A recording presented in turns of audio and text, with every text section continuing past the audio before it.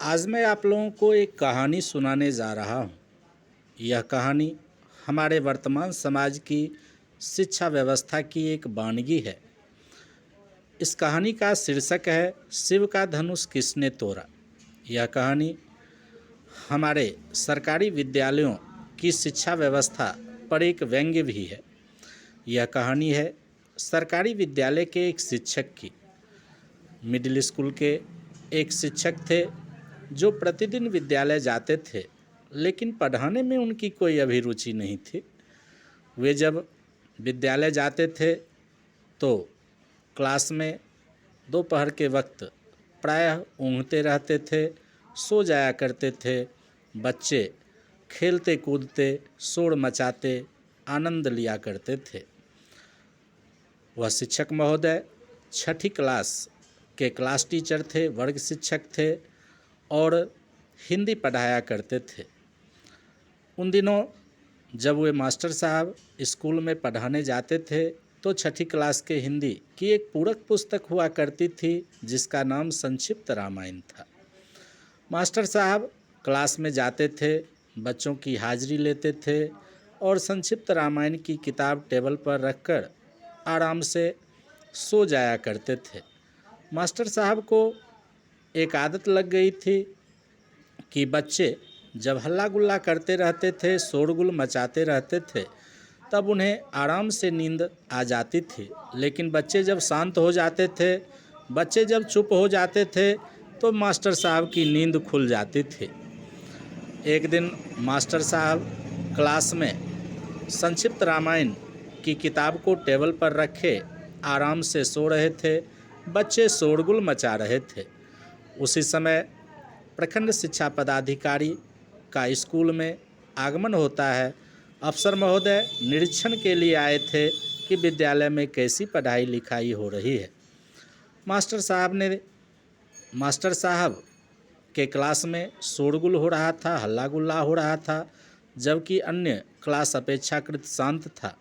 इसलिए अफसर महोदय का ध्यान उसी क्लास की ओर गया जिससे शोरगुल की आवाज़ ज़्यादा आ रही थी, हल्ला गुल्ला ज़्यादा हो रहा था, बच्चे ऊधम मचा रहे थे। तो अफसर महोदय उसी क्लास में प्रवेश कर गए।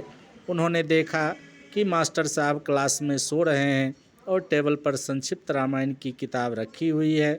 बच्चे शोरगुल मचा रहे हैं।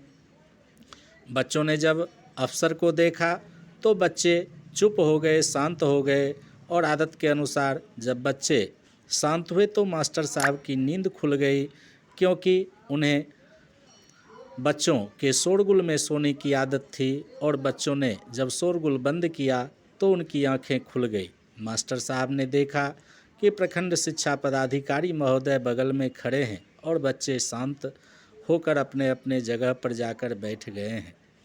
मास्टर साहब को देखते ही प्रखंड शिक्षा पदाधिकारी महोदय ने कहा, ये क्या मास्टर साहब, पढ़ाने के बदले आप क्लास में सोए रहते हैं। मास्टर साहब उम्रदराज थे। उनकी उम्र 55 साल के लगभग थी, जबकि अफसर महोदय की उम्र मुश्किल से 30 साल थी। मास्टर साहब ने तमक कर कहा, अफसर से देखते नहीं हैं, मैं पढ़ा रहा था, सो नहीं रहा था। अफसर महोदय ने कहा कि मास्टर साहब, एक तो क्लास में पढ़ाते नहीं हैं, ऊपर से झूठ भी बोलते हैं। आप तो सो रहे थे और आप कह रहे हैं कि मैं बच्चों को पढ़ा रहा था। मास्टर साहब तमक गए और उन्होंने कहा, देखते नहीं, टेबल पर रामायण की किताब, संक्षिप्त रामायण की किताब रखी हुई है और मैं बच्चों को यह समझा रहा था रामायण की किताब में कि कुंभकर्ण कैसे सोता है। मैं कुंभकर्ण का अभिनय करके बच्चों को बता रहा था। अफसर महोदय तो दंग रह गए कि अरे, यह तो मास्टर साहब हमसे भी आगे निकले हुए लोग हैं। तो अफसर महोदय ने अपनी चालाकी का प्रयोग किया। उन्होंने मास्टर साहब से कहा, तब तो बहुत अच्छी बात है, आप कुंभकर्ण की कहानी बता रहे हैं। इसका मतलब हुआ कि आप राम रावण युद्ध के समय की कहानी बता रहे हैं।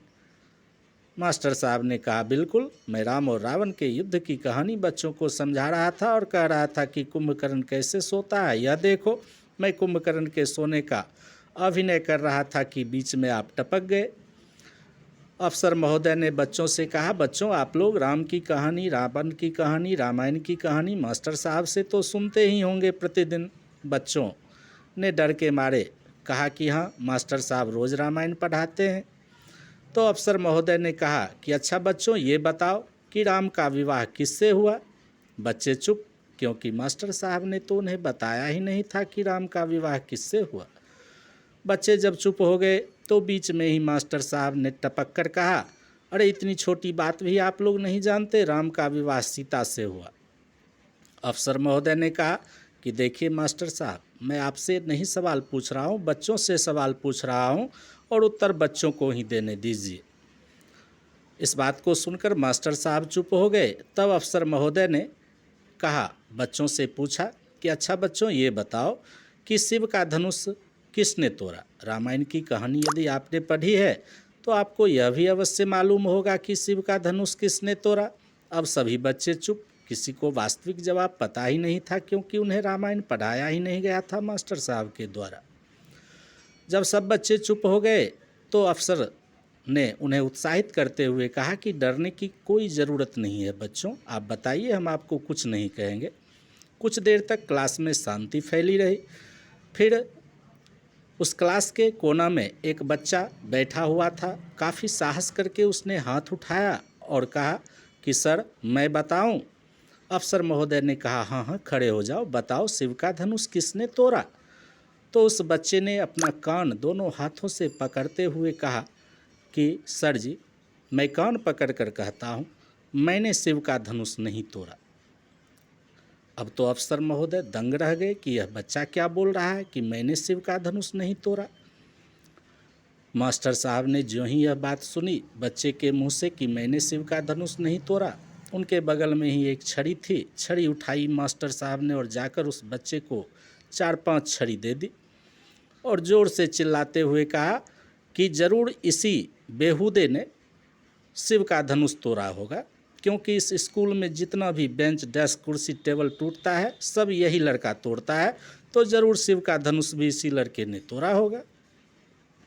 अब तो अफसर आश्चर्य में पड़ गए कि अब मैं क्या करूं। बच्चा कहता है शिव का धनुष मैंने नहीं तोड़ा और मास्टर कहता है कि इसी ने शिव का धनुष तोड़ा। अब अफसर महोदय को यह समझ नहीं आ रहा था कि अब मैं क्या करूं, कैसी यह शिक्षा व्यवस्था है। वह तमक कर गए हेडमास्टर के ऑफिस में और हेडमास्टर के सामने बैठकर पूरी घटना बताई। कहा कि क्या आप लोगों ने इस विद्यालय का हाल कर रखा है, पढ़ाई लिखाई होती नहीं है, मास्टर क्लास में सोता हुआ रहता है और मैं पूछता हूँ कि शिव का धनुष किसने तोड़ा तो बच्चा कहता है कि मैंने नहीं तोड़ा। मास्टर उसको पीटता है और कहता है इसी लड़के ने शिव का धनुष तोड़ा होगा। ये क्या हाल बना कर रखा है आपने अपने विद्यालय का। हेडमास्टर साहब ने उस अफसर के सामने हाथ जोड़ते हुए कहा, देखिए सर, जो हो गया सो हो गया, इस घटना को विद्यालय तक ही सीमित रहने दीजिए और यदि धनुष टूट ही गया है तो कौन सी बड़ी बात हो गई। मैं विकास मद के पैसे से उस धनुष की मरम्मत करा दूंगा। जब हेडमास्टर के मुंह से यह बात सुनी अफसर महोदय ने तो वे सीधे निकल कर ऑफिस से चल दिए। उन्हें लगा अब मैं पागल हो जाऊंगा। तो इस तरह की शिक्षा व्यवस्था हमारे यहाँ सरकारी विद्यालयों में है। और यह कहानी यदि आपको अच्छी लगी हो तो मेरे इस YouTube channel Mishra Hindi teacher को अवश्य सब्सक्राइब करें और इस वीडियो को लाइक और शेयर करें। फिर अगली कहानी के साथ मैं प्रस्तुत होऊंगा। धन्यवाद।